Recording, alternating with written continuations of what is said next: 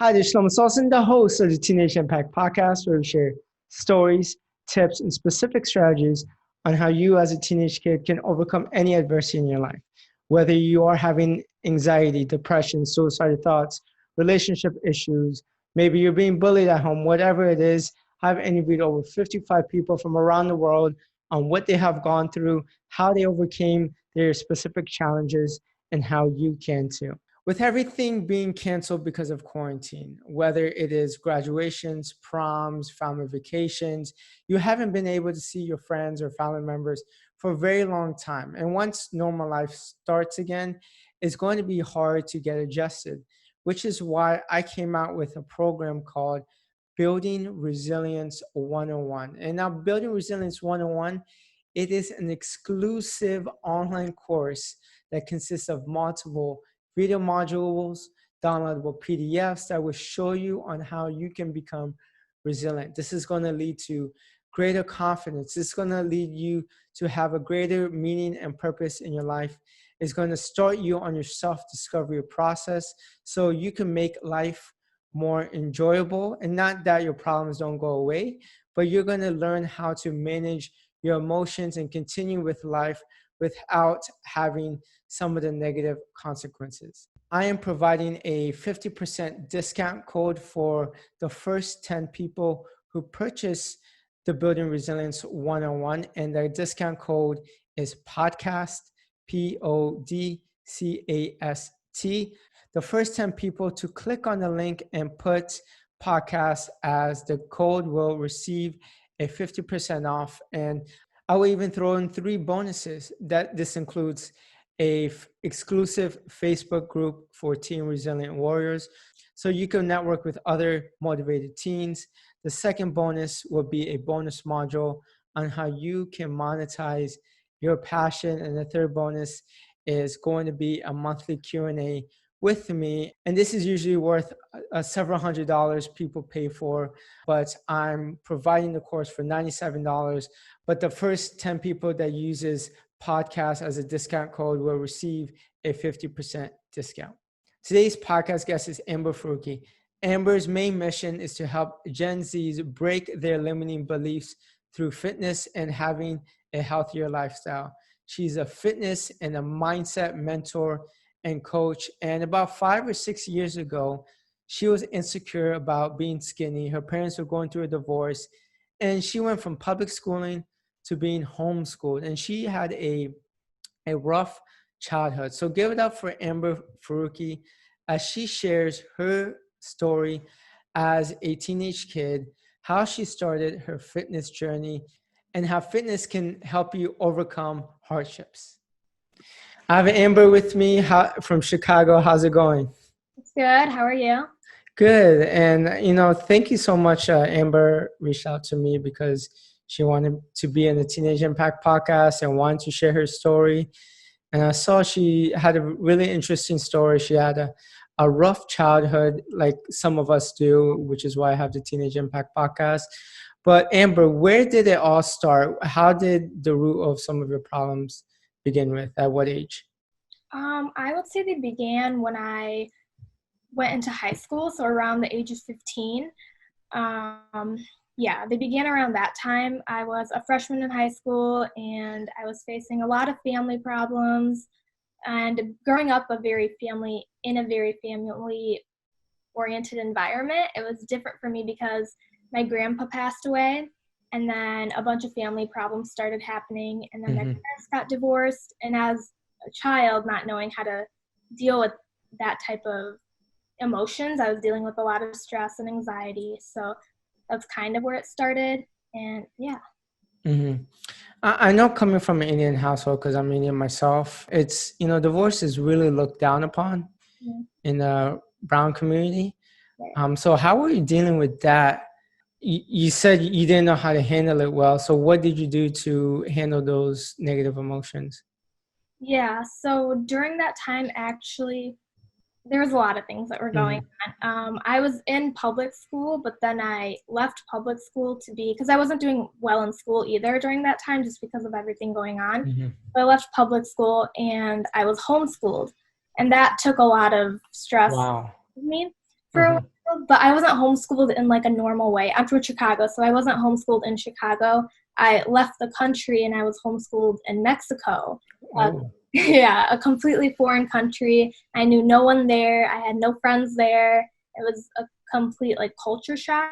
So there was a lot going through my mind. I mean, being young, I didn't know how to handle all of that, plus my parents and everything. It was also different. But I guess back then, I didn't really know what I was doing. I was kind of just going with the flow. I'm like, okay, let's just see where this goes. I don't know. Like, we'll figure it out. But I think I was kind of trying to run away from my problems in a way now when I look back at it. But while I was away, I realized that I can't run away from my problems. I need to be able to face them because that's how I'm going to grow into the person that I want to be and get stronger that way. So while I was in Mexico being homeschooled, there was a lot of things that I was doing to like self-reflect and get through my anxiety and stress and just coping that way. Yeah. What was that turning point where you said, you know what, enough is enough? And I know your fitness journey started because it was a way for you to cope with some of your problems. Where did that start and how? Yeah, so that started in Mexico, actually. Like I mentioned, I was alone there. I didn't have much family. My dad has a house down there, so that's where I was staying. But he was always busy traveling for work. He was never really home, so I was pretty much alone. Besides, I had like tutors and stuff, but that was different. So when I was there, I was like, I need to find an outlet. I need to find something to do, something to keep me busy. So I ended up going to my dad's gym. He had a gym there. And I've never been in a gym before that. So it was very overwhelming. I didn't know anything. And I did a ton of research on YouTube, watched some Instagram videos, still had no clue what I was doing. But then when I went in there, it was like, I just tried random things. And I'm like, okay, like this is fun. I'll just do it for a few days. And after a couple of weeks being consistent with that, I started noticing differences, not only in my physical body, but also in my like mental and emotional state. So internally and externally, I was noticing differences. So I started falling in love with not just the physical transformations, because I was a very skinny girl growing up, and that was like a big insecurity of mine as well. Seeing physical changes, that obviously made me happy, but what made me more happy was those internal changes I was seeing, and that's kind of how my fitness journey began. Yeah, I actually just did a podcast interview with Ed Lattimore. He's a former professional boxer. And he said the same thing. He said, you know, fitness is not all about, you know, seeing your body transform. It's also about seeing your mental, your confidence grow, you being able to feel good. And when you feel good, other aspects of your life start to change as well. You start accomplishing your goals. And it's just kind of like this ripple effect. Yeah, it forms qualities that I never even knew that I could have. I knew I wanted those qualities growing up because I saw people around me that I wanted to be like that, like discipline, determination, confidence, and happiness, and all of that. So being like going to the gym and getting all of that there was really like, that's why I fell in love with it so fast. So in public school, people called you skinny and made you feel insecure as well, or you got a lot of bullying from that?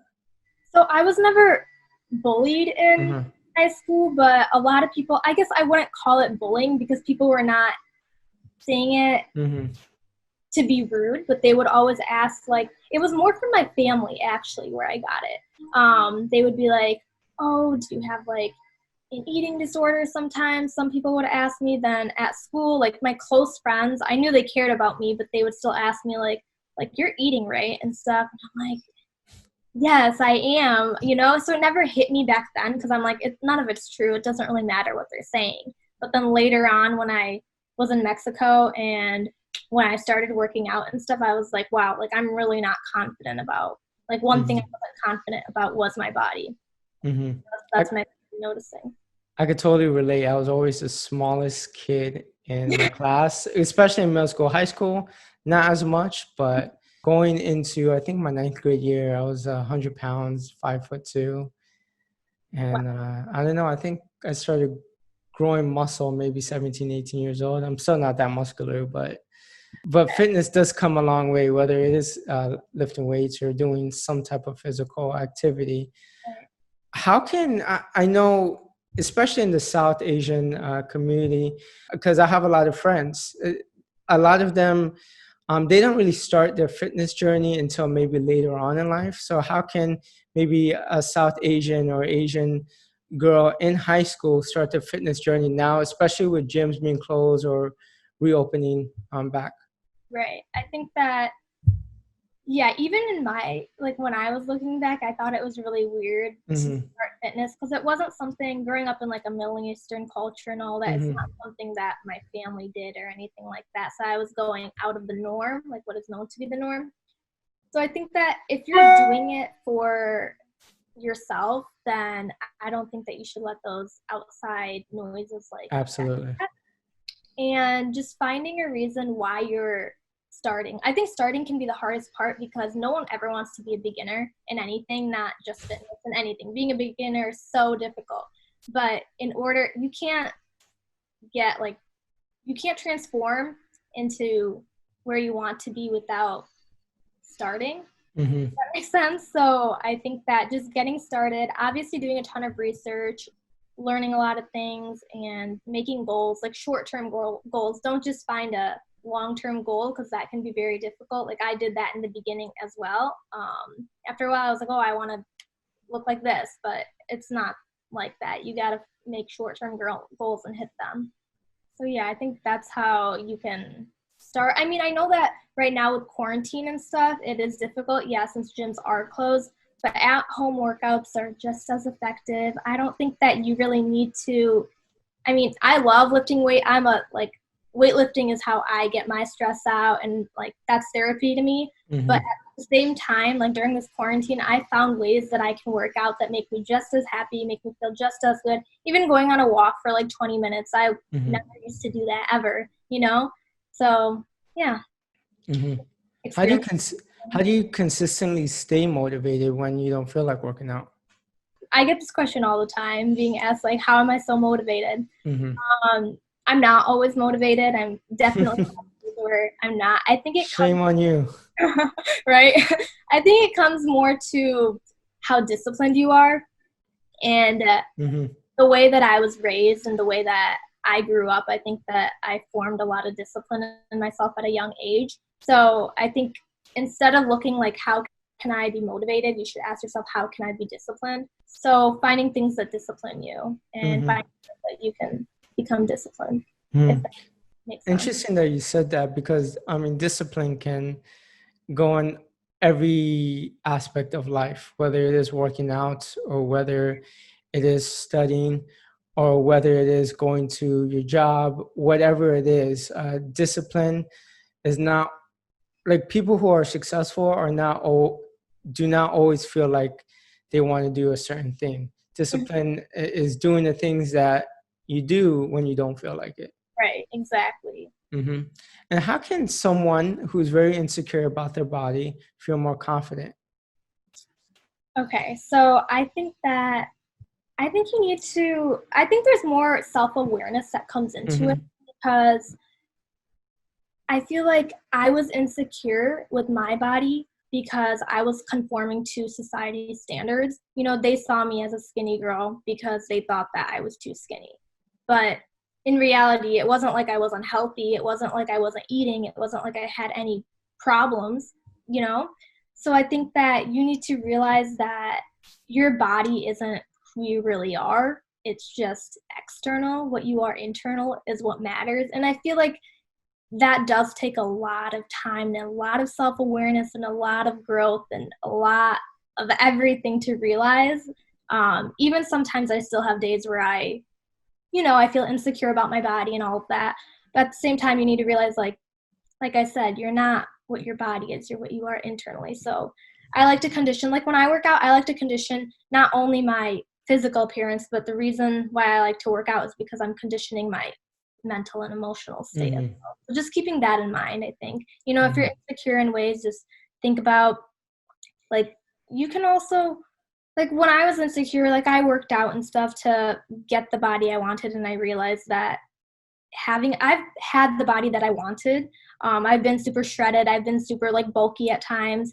But even when I was at those stages, I wasn't the happiest I was, you know? So I think that you need to keep that in mind as well. Like the body that you think will make you happy is not really what will make you happy. It's Mhm. more internal than external.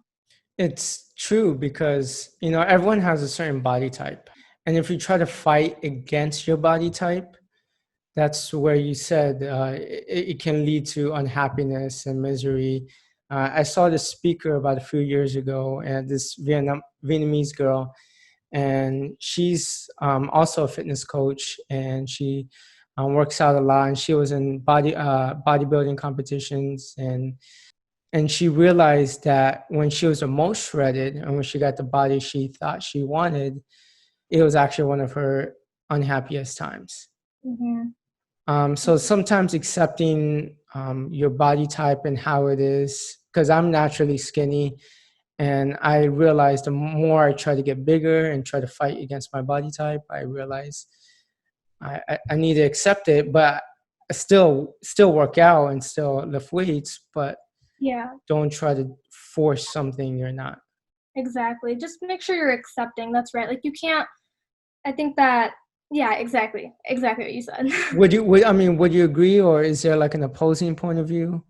No, I feel like, yeah, you do have a body type that, like, I'm petite, so there's no Uh-huh, way that I'm going to become this huge, jacked girl, uh-huh, in an instance, unless it's in an unhealthy way. So being physically fit is being healthy as well, so you don't mhm, want to become, like, let's say I wanted to become a super, like, huge, jacked girl, but I'm not going to be healthy then, mhm. and my health is more important than how I look. Absolutely. And what are some of the things you're doing right now? As far as working out, No, just in general. You say you're a student, and what are some of your goals maybe in the next 5 years? ooh, okay. I'm a very goal-driven person, so I Mm-hmm. could be talking for hours about this, but right now, yeah, I am a sophomore in university. I'm studying marketing, so that's kind of the direction I'm taking. I'm also doing fitness coaching, so I want to stick with that. I'm getting more into this business side of coaching as well, and right now what I'm working on is a book, so I'm Oh, hoping to congrats. thank you. I'm hoping to launch the book this year. So that's probably my most short-term goal right now. In the next 5 years, I would hope to be still a coach and mentoring lots of people. I want to continue being a fitness coach, but I also want to be a business coach as well in a way. So Hmm. yeah, I guess. There's a lot. There's a lot of things going through my mind when you ask me where I want to be in 5 years. That's, I don't know. I guess we'll just see. That happens when you're so driven and goal oriented. Sometimes, you want to do so many different things, but you don't know what you want to do. But what is your book about? Okay, so my book is actually it's about a few things. So it's going to be like 5 chapters. I'll just give a brief Hmm. overview. It'll be 5 chapters about physical, mental, emotional, spiritual, and social well-being. So I'm going to go over all five aspects of what's important to be like Hmm. a fit person, because fit isn't just physical, it's all of those 5 things, Hmm. something like that. Because I feel like being a fitness coach, people think that I'm all about physical, even though I make it known in my Instagram that it's not all physical. I think that having a book and putting that out there would be Hmm. a nice way to teach people. What do you think is the best routine to follow to get more in shape? Is there like a certain, how many times a week should you work out? How long should you work out? What do you think is the best routine for that? I think that I can't answer that because I think it depends on the Uh-huh. person. It depends on the person. And like for me, I think I feel best when I work out every single day. Even though people say that you shouldn't work out every single day, I do have rest days. But during my rest days, I'm still doing something to physically be moving. Like if I'm taking a walk or a jog or just doing some ab workouts at home, or yoga even, or whatever it is. So I don't know. I can't answer how long and how much. I think it depends on what you feel good Hmm. doing. A 20 Hmm. mark 20-minute workout can be just as effective as a 1-hour workout. Just depends how you work out. Mm-hmm. Yeah, I just got into like 20-minute workouts because my schedule is pretty hectic. Yeah. And my gym in Philadelphia is not open yet. So I have these push-up bars, these ab rollers, and the bands. And I Yeah. do quick back to back to back to back for 20 minutes straight, just working out. And by the end of 20 minutes, you're pooped. Yeah, you feel pretty much the same, honestly. Yeah. It's kind of crazy. I've kind of been through that as well. What does a typical workout day look like for you? During quarantine or during? Both. Okay. So during quarantine right now, I work out. I try to keep it short because at-home workouts can, they're not boring, but I feel like they're just not as fun to me sometimes. I can get a little discouraged as well. Mm-hmm. So I try to keep them short, but still effective, like back-to-back, like you were saying. So I still split up my workouts in push-pull leg days. I'm not sure if you know what that is, but No. nope. Okay, so push day is triceps and chest and shoulders. Okay. Pull is back and biceps, and then leg is legs and glutes. Gotcha. So I try to do those like that order. One day will be push, one day pull, one day leg. So that's how I organize my week pretty much, and then just repeating that. Some days I have where I just do abs. I only do 20 to 30, sometimes 40-minute workouts right now during quarantine. And then when I was in the gym, I would still have the same routine doing push-pull-leg. Normally, that's how I split up my workouts. But I would be in there for at least an hour and a half, I think. Mm-hmm. So, wow. Yeah. Crazy. Yeah, so it's a bit different, but yeah. Uh-huh. And how do you think your past, 5 years ago, 6 years ago, define your journey right now? A lot. I think that I am who I am because of my past. Uh-huh. And all the struggles that I went through, I wouldn't have wanted it any different, even though a lot of it was painful and it was hard to do. I don't think that I would be who I am if it didn't happen. So I'm grateful for everything. I feel like everything happens for a reason. So just to accept it and yeah, just have a positive perspective on everything. And second and last question, do you have any last tips for someone who's struggling, maybe their parents recently getting divorced, maybe they're stuck at home, they don't know what to do, they're feeling negative. What tips would you have for them right now? Yeah, I think that it can be really tough, but finding something that keeps you busy, but in a positive way, not negative. I know a lot of people can go to like drinking or drugs and stuff like that. Finding something that, like for me, luckily it was fitness, something that like my pain turned into my passion, I think that finding something that keeps you busy, something that'll make you a better person in a way, like if it's reading, yoga, if it's meditating, something to make you get away from your distractions, but also you shouldn't run away from them. You should accept them and face them and be really, really aware of what's going on in your mind and make sure that you're not having a negative outlook on everything. I think that having a positive perspective is like key in everything. Super important. And like the positive perspective, I can't stress the importance because, when bad things happen to you, especially, I know I had a speaking engagement. I just started becoming a youth speaker. I had a couple engagements lined up in March, and then everything just get canceled. My dreams are delayed, but then it pushed me to build an online course, an online program. So everything has a reason. My grandfather had a saying in Hindi or Marathi. He said, "Je hota hai, achhe ke liye hota hai," something like that. Okay. But everything happens for a reason. So that really helps me with keeping a positive perspective in place. Yeah, I like that. And I end interviews with one last questions because my podcast is all based off of resiliency and overcoming adversity. Amber, what does resiliency mean to you? Ooh, okay. I think that it can mean a lot of things, but I think that being resilient I think being your own leader, I think that would be what I would say. Yeah, being the leader of your own life, because I think that it's important to sometimes step out of step out of being in your mind and talk to yourself like you're speaking to a friend. I do this all the time, and I think it's a really good way to become really, really aware. And that's, yeah, I think so. I think that would be, yeah. So become the leader of your own life, because then you are in control. Exactly.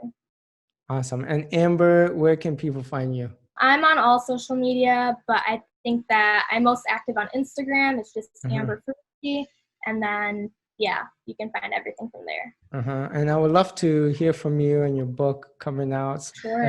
That should be pretty exciting. Yeah, Your I'll have first one? updates on my Instagram, so make sure to keep an eye out. Your first one? Yeah. Awesome. Well, thank you so much for this interview. I really hope people took some insight from your inspirational story and your fitness journey, and I really hope that we can come across and cross each other's paths eventually as well. Great. Thank you so much for having me.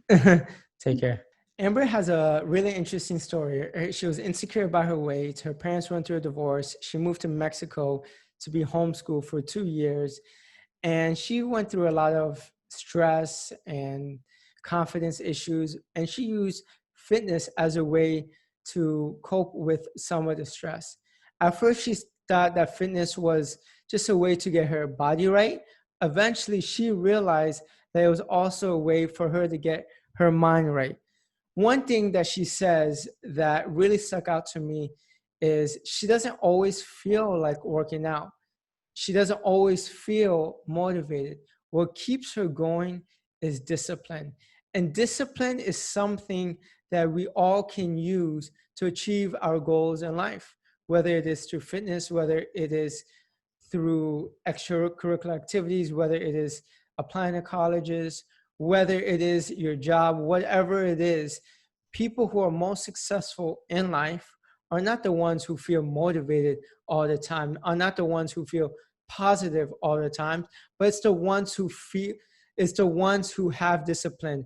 And discipline is doing the things over and over again, creating those habits over and over again, even if you don't feel like it. Because those small incremental habits and doing the things every single day, even when you don't feel like it, will eventually add up, will eventually compound, and will lead to you achieving this bigger goal, and for you to overcome whatever adversity that you're going through. So thank you for listening to this podcast episode. If you haven't done so already, click on the link in the description to receive 50% off of my new course, Building Resilience 101. Trust me, I've done over 55 interviews on how people overcame some of their struggles.